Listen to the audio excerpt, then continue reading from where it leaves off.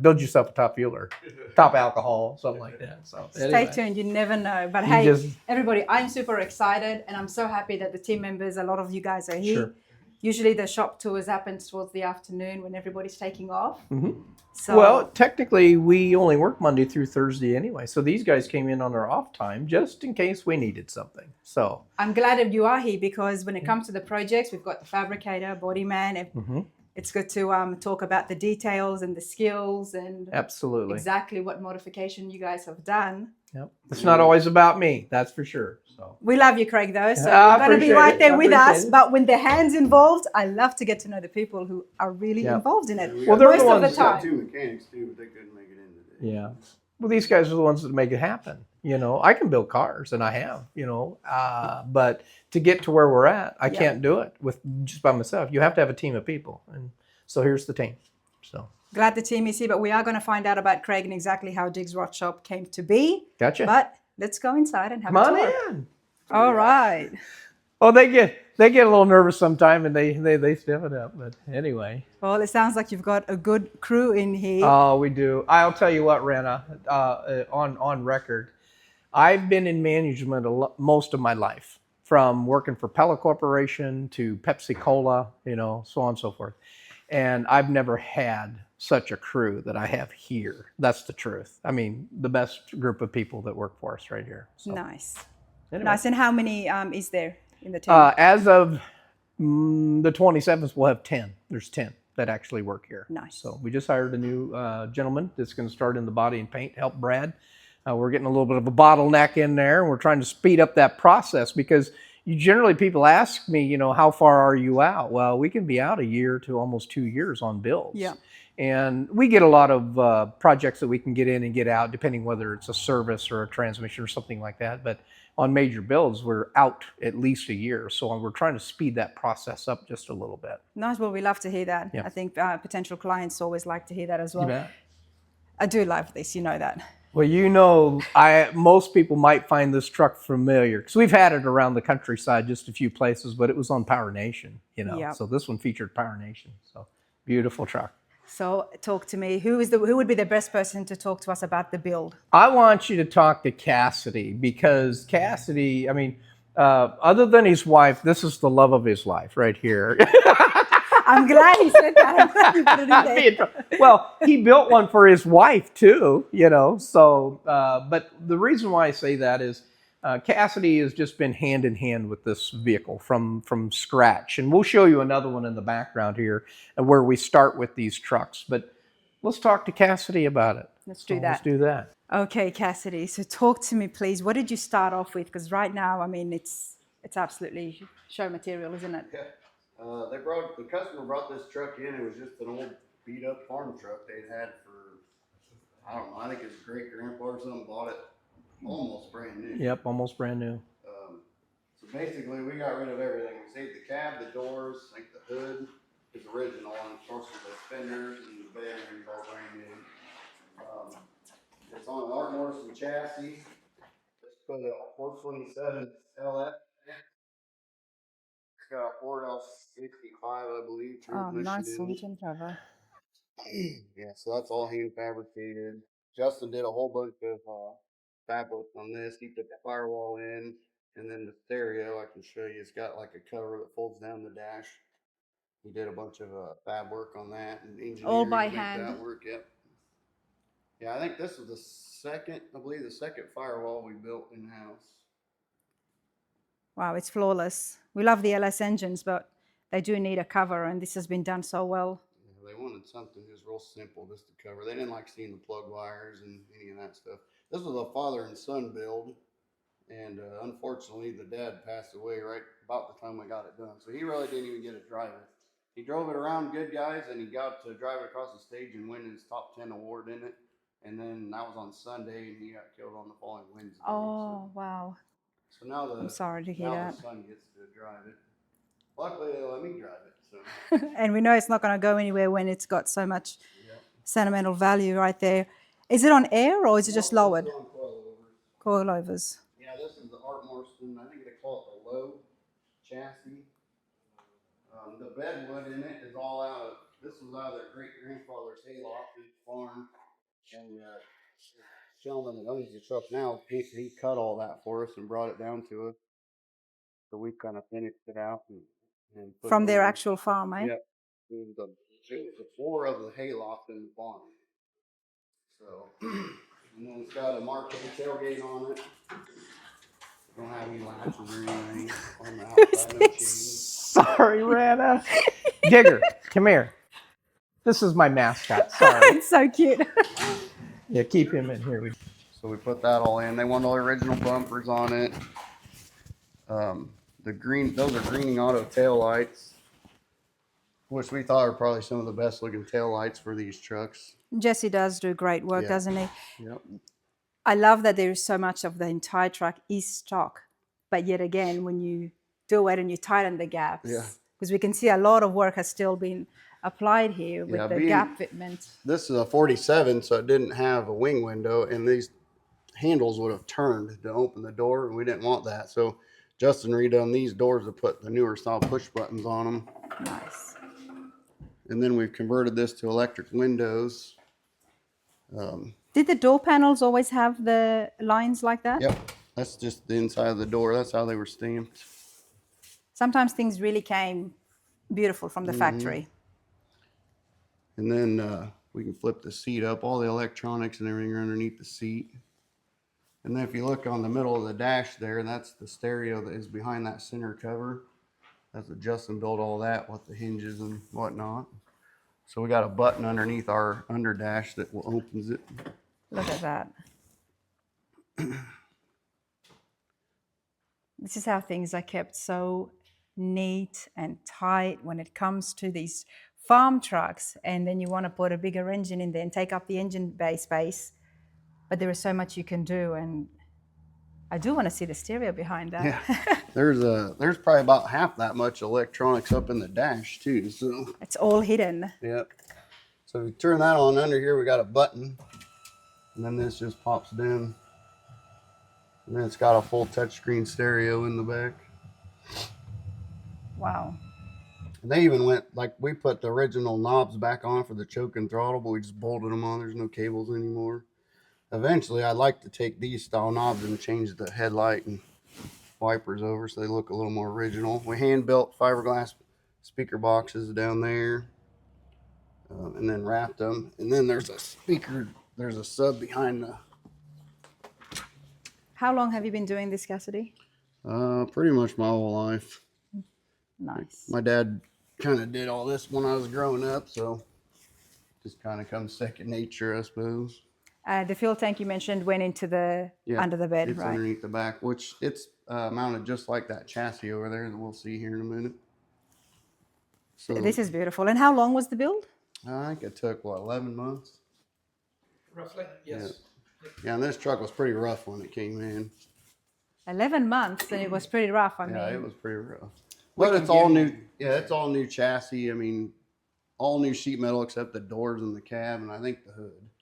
So We I mean, can I give you was some pictures, Rana, to go ahead and put up in like your top right hand screen. I do that Absolutely. a lot, when we're doing videos. The Here's before. what it kind of looked like, and we'll do that for you. So absolutely. I definitely want to see that. Let's continue walking, and Craig, walk with us as well. okay. Beautiful truck, but then I'm seeing a muscle car. Oh, Okay, okay. so where do you?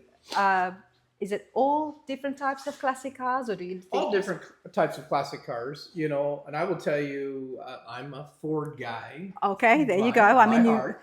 it's. Here it comes. I didn't want you to say, I'm a Ford guy, but I like them all because the fact that you said that sentence firmly, you're a Ford guy. Let's I'm a not get Ford that guy, wrong. Yeah. And when I'm building a Ford, I'm going to put a Ford engine in it. If I'm Right. building a Chevrolet, we're going to put a Chevrolet engine in it. That's the way it is.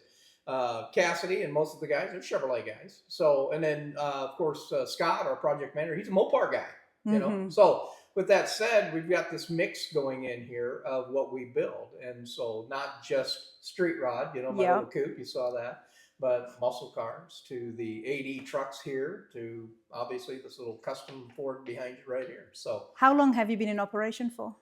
we've been in operation for about 13, 14 years, roughly, man. And I actually retired from a cleaning business. I had a cleaning business. That's what this part of the shop was. And I retired. And then this happened.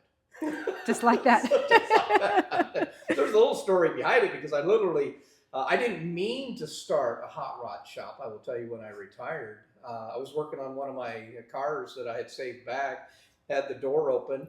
One thing led to another, and somebody would stop by and go, "Oh, I didn't know you worked on those." Well, I do, but I kind of do it for myself. And one thing led to another, and I started a business out of it. That's what I did. Humble beginnings, starting right from the ground up. And your dad taught you it? My dad was a car guy. He wasn't as detailed, I would tell you, as I think that Cassidy's dad is, but he was a car guy too. Mm-hmm. And my days in high school, when I was in all the metals and welding classes, when they still offered that back in the day, that was one of the classes you could take. They don't do that anymore. So metals, welding, body, paint. And I learned from Vance Alexander, who was my school teacher, who occasionally stops to see me. I love that you remembered, and he still stops and sees you. Absolutely. And with that said, I joined the Navy when I got out of high school. I was an aviation metalsmith, so I worked on the fuselage of the aircraft. That's what I did.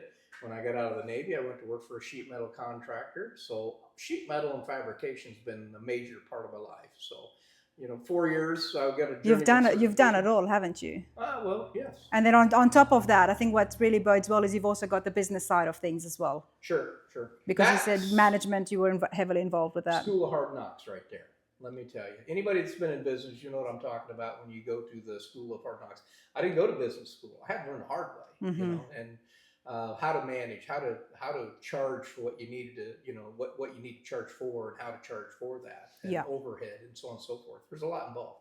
There is a lot involved, and I believe, like from our shop tours, that's one thing that we have found is there are so many skilled people out there. Yes. But then running a business and having employees and keeping that going is a whole nother side to it. And even if you're building beautiful cars and you've got the skill and talent, if you don't have the business side things can just go haywire real quick. Yep. The Zig Ziglar had a quote that people had the entrepreneurial seizure. Michael Gerber wrote a book on it called The E-Myth, or The E-Myth Revisited.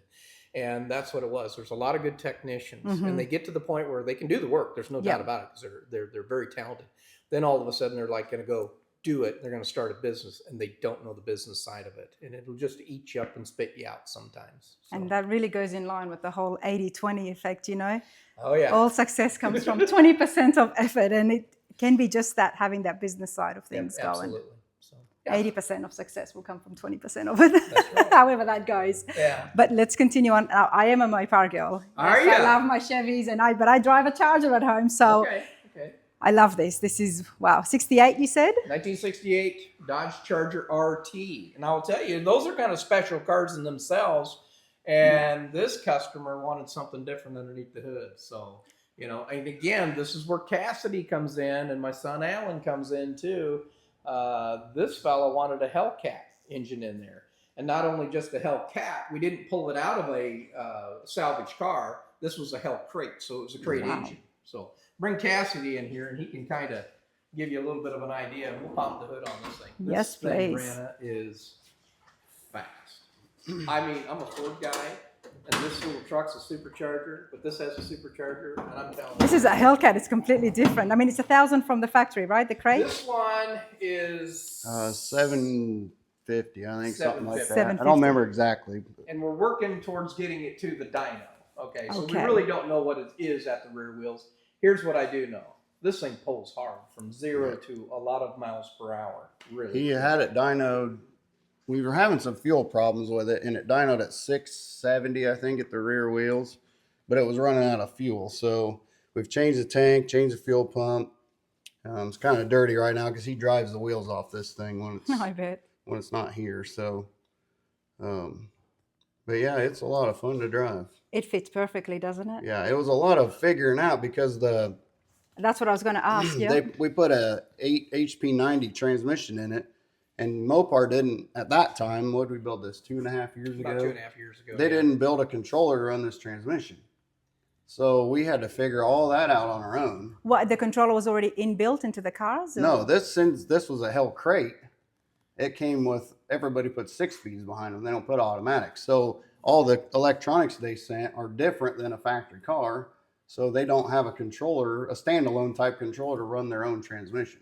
So What did he's you end saying up is we had using? to Or did you recreate. actually make your own controller? We found, back then there was only one guy in the United States that built a controller to run this transmission. So we got a hold of him, got it all ordered, sent it down, and you got to run a 17 Challenger, I think, shifter in it. There's just a lot of things to figure out. Yeah. You know, that's what And he it didn't is. want to have a 6-speed. He wanted to have Nope, automatic. They wanted an Automatic, because 8-speed. he was building this car for his dad, and his dad didn't want to drive a stick. Fair enough. Okay. So, and then being a crate motor, we didn't have a car per se to tear apart. So like all this stuff is factory parts. We had to order all this stuff from the factory. So this is a factory radiator, factory fan, all the factory cooling stuff, the lines, everything you could walk to a Mopar dealership and buy from a 2017 car and bolt it right back on here. Well, that's the beauty of it, because now you've got a beautiful classic, Yeah. and then you've also got all the modern amenities right here. Yeah. But a lot of the stuff was really hard to figure out because like this fan is pulse width modulated. Well, this stuff here is not set up to run that fan. So we had to figure that out. And then the vintage air cannot run through this fan either. So to run that, we had to end up putting another fan down there on the bottom that comes on with the air conditioner. So there was just a lot of stuff. And this has a full QA1 suspension underneath the whole car, front to back. It's got welded subframe connectors in it. It's got full 4-wheel disc brakes on it. So, I mean, we've done a lot. There's a water pump.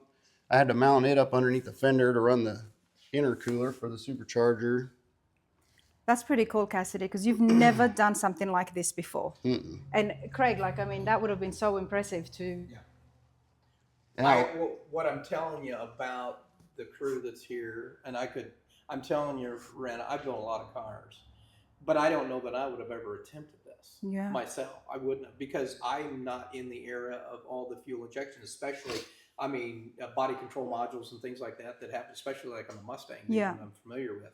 I wouldn't have attempted it. I would, though, with these guys. And at one point, Direct Connection was calling us and asking us how we did this or did that, or how did you wire this, or how did you go to that school for electronics or engineering, Cassidy? No, you've just learned it yourself. Did it, yeah. Natural. I was a elite technician for Hyster, so I worked on a lot of electric fork trucks and stuff like that. But no, it's just kind of. Sometimes when you've got the head for it, you've got the head for it, right? I've just done it my whole life. Yeah. And then Alan did a lot of the research stuff. Between me and him, we figured out a lot of things. And then I kind of did most of the work. And then when I'd run into a problem, I'd just go tell him, here's our problem, here's what we need to do. Like even the power steering pump, we had to send the power steering pump back to, what was the name of that place? I can't remember the name of the place, but they had to change the pressure in the pump to work with the rack and pinion. Wow. Because it put out too much pressure and it would blow the rack and pinion apart.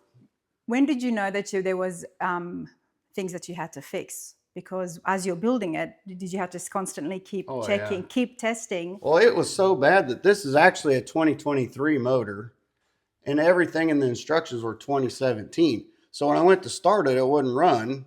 And through probably 2 or 3 days of troubleshooting, I found out that the map sensors were wrong. They're 4-bar instead of 3-bar. So, and there's 4 of them. So we ended up having to call the Dodge dealership. They sent us the ones for a 17, and I swapped them out, and then the car fired right up. But nobody knew that because all the instructions that came with the crate motor were for a 17, and this was a 23. Well, they changed it in there somewhere. Wow. And the dealership we were working with, this is the first one they ever sold. And then once we got it in there, we had to take it back to them so they could program a VIN number in the ECU before we could even start it.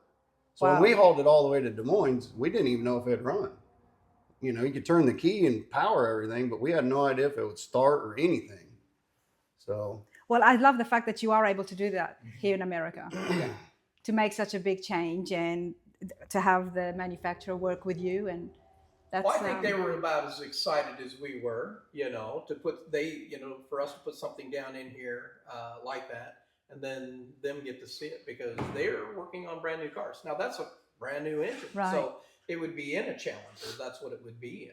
Yeah, when And we so pulled it we're in the Hellcat. service bay, all the mechanics came out and were looking at it. From this dealership's huge. I bet you got some job offers as well. Yeah, there was probably at one point there was probably 50 guys out here looking at it. Yeah.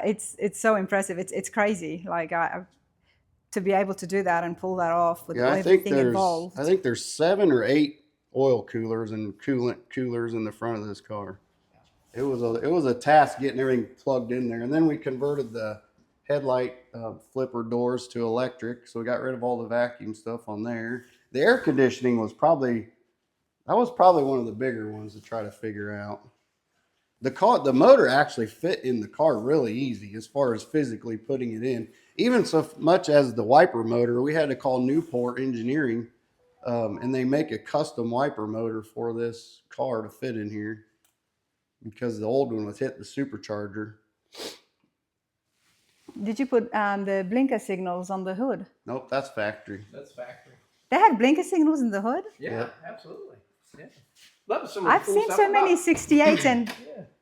68. Never yeah, that noticed was that. a big thing. I mean, even Ford, Mustangs, Chevrolet Camaros, they were all kind of doing that back then. never noticed it before. Yeah, and the guy that owns this car, his dad redone it and did all the paint work, 20 Yeah, some 20 years some ago. years ago, and it Oh, still wow. looks this nice. So we've put all new, I think those Dakota digital Yeah, gauges those in Dakota it. Digital gauges. We put all new, just stock replacement interior back in it. Scott and I did it column in it. Cruise control. So, yeah. it has all the modern amenities. This particular car came from the factory with, 4-window power window. So it's all power windows from the factory. But there is no roll cage or No roll airbags. cage, no. Frame connectors. And I will tell you, the impressive part of the frame connectors are actually molded to the floor. And so it's not like just putting a connection in the back and a connection in the front. It's actually molded to the floor and welded all the way this through. one's So this car it's fully really- welded. It's Kind fully of like a welded. unibody. Well, they're a unibody car from the factory Yeah. with a torsion system, and so we connected all that and welded it to the floor. So it's literally a full frame at this point. Yeah, and You it's have got to a have full Yeah. QA1 K member in it now. It's all tubular K member in the front. I mean, to be able to hold that, 700 horsepower, it's Absolutely, and I mean, what I would tell you is this thing takes off like a bullet. I mean, there's no twist in the body. It just goes straight. wow, beautiful. Let's talk about the chassis you got here. Well, the chassis, that's an Art Morrison chassis, and that's specifically for that 3100 Chevrolet pickup. The chassis that we decided to use, I guess, how do I say? You've been to shows also, and so we was able to meet the Morrison family basically, and we met Art himself. I think we met him at Columbus, so that's where we met him. Me and Al met him in Columbus, and then you met him down at Triple Crown. Triple Crown, what a great guy, by the way. Yeah, just that what an awesome guy. whole everybody in that facility. Him are and very Jeanette, nice just people. lovely people. Yes, they are. Yeah. Yeah. So with that said, we had talked. What were we going to use for a chassis in the beginning, and Alan was a big part of that. And so after doing our research, it was an Art Morrison chassis. So that's the chassis right there. Yeah, Same that- one that's underneath. Say that this truck same right thing that's underneath that truck. Yep. Nice. Other than the engine, that's the only difference. Well, and that engine's the blueprint. That is 427, which is what this truck has in it. But this one has a supercharger on it, and the dyno sheet ran a 841 horsepower. Nice. You know me, I like horsepower. So, with that said, Gear Star transmission, so 4-speed at 4L80E transmission, and I, so far them transmissions are bulletproof. I will tell you, Gear Star does a great job. That blueprint, I'll tell you what, we have used several blueprints, maybe 10 of them, I suppose, at this we point. haven't had other. Yeah, The one small block had a couple leaks, but the thing was probably 5 years old before we used it. right. But other than that, they've Sat in the been corner. they've been bulletproof so Yeah. far. And so we're just tickled with them too. But the suspension work and everything that Morrison puts together with this, they handle between driving handling and handling the horsepower to go along with it is just phenomenal. Is this the first time you've used Morrison, or you? No, this is our This is fourth say chassis. third Fourth or chassis, fourth one. nice. Fourth chassis for Art Morrison. And then the next one, I think we're going to go with the independent rear suspension model to see, because they Oh, say yeah. they're way better than these, And I don't know how, because these are pretty good. These are pretty nice, that's for sure. So this one's that we're trying to get this one built. We've been trying to get this one built for a couple years now. So Seems like we always get busy though, and we got to go back to customer work. So yeah. this one gets worked those on guys in are the the ones free that pays the time. bills, you know, Right? so, anyway. Personal projects always stay back. Yeah. You've got an F100 here. You coming to the show? My hometown? Well, no. This will do really well. I tried to get to Pigeon Forge here Yeah. a couple years ago, and it was 2 years ago, and we were out tuning the truck, and I busted the transmission. We were headed that next day. We're loading this truck to go to Pigeon Forge, and we just didn't make it. And I have yet to make it there. And now here's the sad part about it is, you know, Rana, I bought a racetrack, so I have to give up a few toys. This is headed to Indy, Mecum auction at Indianapolis here next month. So Really? I'm gonna sell it. That's one, what, 3 weeks from now? or About something 3 like weeks. So anyway, So does Mecum have an online auction? As well? they do. You can bid online, but I'm gonna actually take this to Indianapolis. Obviously, Yeah. I'll be there. Yeah, because I'm gonna protect it. I'm not giving this one away. Right. So, well, people at home, if you are interested, let's get the facts. Okay. And of course, Craig's details will be on the screen and in the description as well. You might find a buyer before then. Well, that would be awesome. All right, talk to me. I I'm like the actually committed. F100s. I'm committed to them now, but Okay. they could buy it. You know, they Yes. could go to Mecum and buy it. So let me tell you a little bit about this truck. This is a 1960 Ford F100. I can start at the bottom. I have narrowed that bumper just about 1.75 inches, about what that was. And I have tucked it in there about 4 inches, roughly. It could be a little bit more. But I've got that front bumper in there so that it's nice and it's smooth. Now, the Ford truck guy is going to know what I've done, but the average person wouldn't really know what I had done on that. The other thing that I done is I removed the lower bolts so you don't see those in the front, just the 2 on the top. That's it. Rolling back to the hood here, this truck comes naturally all the way to about right here, and then it stops, and then it has the Ford emblem or the badging right there. I removed the Ford badging, and I went ahead and followed that all the way through and just welded another piece in there, and that just kind of closed that up. The only Ford badging I actually have is on the side of the truck right there. And what about the power plant inside? Say that again. What engine have you got inside? Oh, well, that's my favorite thing. So you guys know that I told you earlier I'm a Ford guy. So this is a Terminator engine out of an 03 Mustang. And some of the Ford Mustang guys just kind of, you know, they would like, I can't believe you took one of those out of those cars, because they only made so many of them. But that's Right. a 32 valve, 4.6 liter Ford. This has a Whipple supercharger on it. And this engine produces, I'm going to say right at 550, the way it's sitting right here. I've got the big pulley on there. I can't get a bigger one on it. I've got it detuned as much as I can, and it still makes a little over 500 horsepower. I love how it's sitting in the engine bay. Well, Love what you've done here. I've pushed the firewall back just a little bit. Obviously, where the engine sits, it's 4 inches back from there. Smoothed the firewall up, took some of the pinch welds out of it and just smoothed it up. Recreated the front inner fender wells, so those are all factory. They're not factory, but from the factory, that's about where they would have sat, but they're custom to fit this engine. And then the radiator is actually underneath here, but you check your fluid right here. The radiator fluid, you check it there. Mm-hmm. Antifreeze is right there. Yep. Nice. So this can actually come off here, and there's a full radiator here with another cap on it. So you could, you know, and it does literally. If you take these bolts off, you can slip that up out of the way, so you can service it if you have to.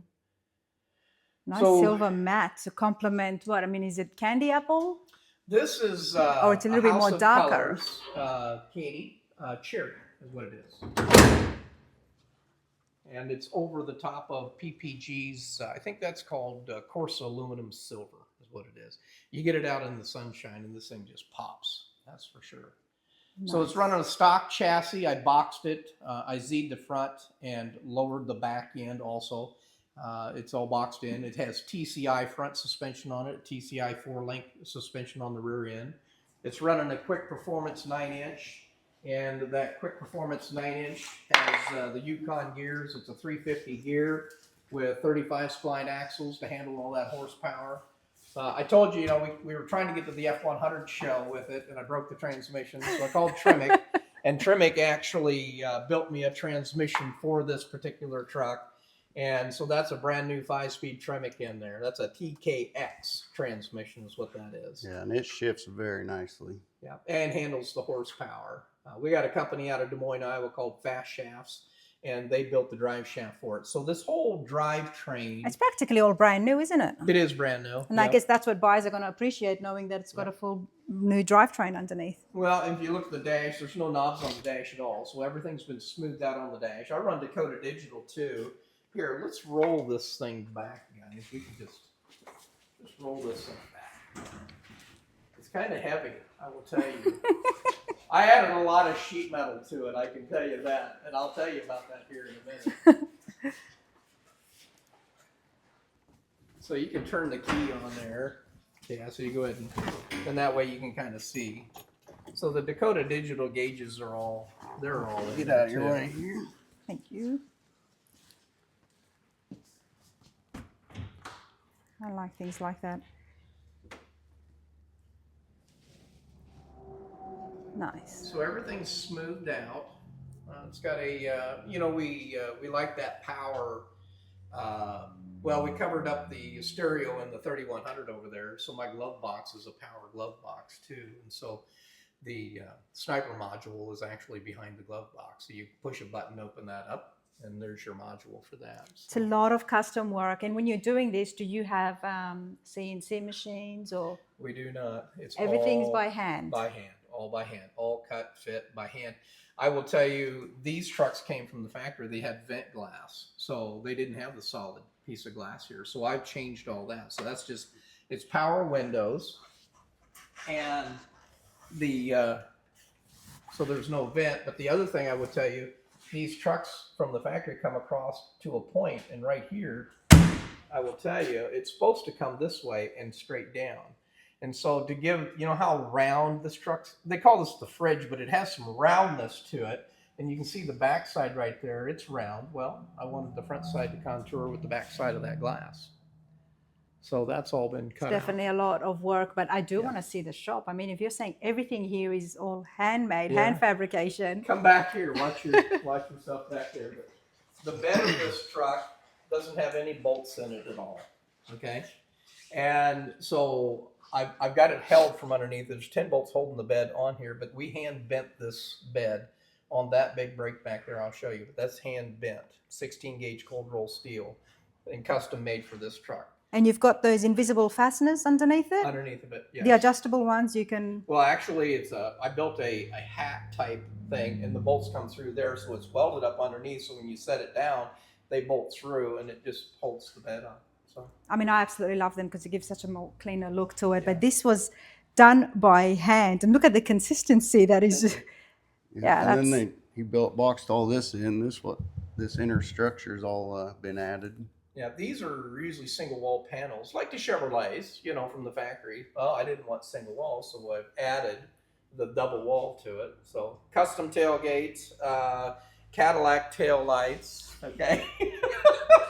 You know, folks at home, if you are a car enthusiast but you haven't built one and you just appreciate and enjoy the look and the drive of the cars, which is perfectly fine, and so many people do that. I did that too before I got too involved with people like Craig and Cassidy. It's a terrible habit. I mean, once you're in, you get really in deep, and I appreciate that so much because I can see how much work is involved in something. As you know, it may sound small, like making that by hand, but it's not. Yeah, we were at a Good Guys car show 3 or 4 years ago, and there was a C10 Chevrolet pickup there, and the guy had done a suspended tailgate. So when you walked up to it, he was like, well, how do you open that tailgate, and what's holding it on? So, and Cassidy fortunately paid attention to what the guy had done. So when we got back here, I was like, hey, what are we gonna do about this tailgate? Because I actually had barn doors on this tailgate at one point. And that's suspended tailgate. When you say that, I'm imagining a tailgate up in the air, but obviously that's not the case. When you look at the tailgate here, and even when I go to open it, it's got a little electric latch here, so I'll open it. So when you look at it, it's just suspended right there by those two hinges, and that's what holds that tailgate all together. So when you go to close the tailgate, that's it. So it's just suspended there. Is the size coming into play here and allowing you to do that? Yes. Yes. Yep. Then I like it. I've raised the bed on this truck about 4 inches too. From again, a Ford guy knowing this truck would know what I've done. Yeah. Average person, when you walk around this truck, it's just a 60 Ford pickup. You wouldn't know the details of it unless I pointed them all out. So it's subtle. It's subtle custom is what I would call that. I like this. Can I see it again? Sure. Just grab it. Here, right there's the button. Go ahead and push it. It was funny. I come in one day and he just chopped the back of it out and he goes, "Here, build me a tailgate." I'm like, okay. And he goes, "I don't care how you just figure it out." Yeah. So this was actually the suicide door hinges that we'd had in here for the barn doors. So. You'd see that on a street rod back in the day, like suicide doors instead of the doors opening normally. Well, that's what that kit was. And so there's actually 4 hinges, so there's 2 on the left, 2 on the right. And I started cutting it all apart, and I was like, I just didn't like what I had done. Started over, went to Cassidy, and I said, listen, we got to figure out how to make this thing suspend with those hinges like that. And that's what he came up with right there. So we had to cut all this out, and then I made another plate sunk in here, so when these bolt in, they're flush. Yep. That way when the tailgate comes up, we can keep the same gap all the way around it.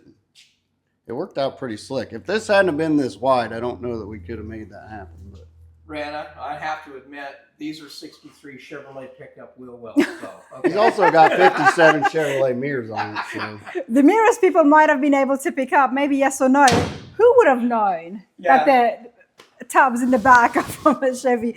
But hey, that is so cool. And I am spending a moment on it, everybody, because one of my pet peeves is the cables on the tailgates. Sure. And what do you do? That's the thing. right? And there's some nice hinges out there. Mm-hmm. Yeah. But then again, now there is no hinges. Yep. No hinges at all. So, and they're a little looser than they were, but I can tighten them up because it's a friction hinge, basically, is what it is, and I can slow that process coming down if I want to. But anyway, you can put a gas assist. I'm guessing you Yeah, could do that. You bet. But then again, you're going to have something on the side. Well, unless you put it underneath the bottom with like an arm. Yeah. You could hide the shock underneath the bed.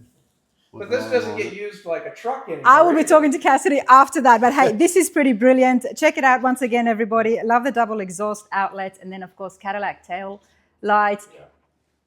How much are you hoping? 200,000. 200,000. That's my reserve.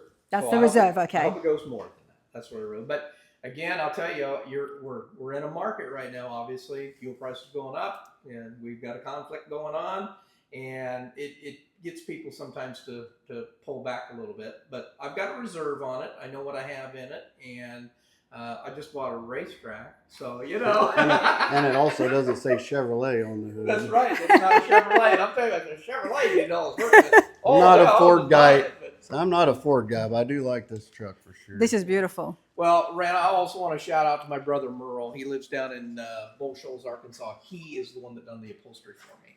Oh, okay. Yeah. So, yep, he had done. Does he have an interior shop? No, he does. He has an upholstery shop, but he does a lot of boats and things like that because he's down there on the lake. And I said to him, I said, "Hey, do my Ford for me." So I took it to Bull Shoals and just turned it over to him. Pretty cool. Yeah, here, I'll give you a little bit of a, just what the cool thing about this door panel is what he has done with it, is you can just grab this because he did it with magnets. And so you can see the magnets there and you can see the magnets on the door panel itself. And so it goes right back in place. That's pretty cool. It is cool. But he actually works on yachts and boats. Yes, that's what he does. He was a parachute rigger when he was in the Navy. Very familiar with upholstery and sewing and things like that. And he actually did the headliner too. Headliner and everything. Which is very different from boats. You know, they don't usually have one. Oh my goodness. Yeah, what a hassle that headliner was. When you look at it, it's like, oh, that's nice. That's simple. That's 7 pieces that he had to recreate from behind that. Oh, wow. And to put that in. So yeah, he's just done a great job. All right. So we've only entered one section of the shop, and This is just where we kind of hang out in our break room. So, Craig here. I'm cutting in just a little bit because the videos are getting a little bit long. Lucas and I were going through it, and we're going to kind of cut this one and call this part 2. So thanks for watching part 2 of our video with Rana and Rana's Radar. She is our special guest here at Diggs Rod Shop, and we have just finished up the beginning part of our tour. We're getting ready to head into the fab area, so stay tuned. Make sure you're liking and subscribing. This is Craig at Diggs Rod Shop signing out until we get to part 3, the Fab Shop.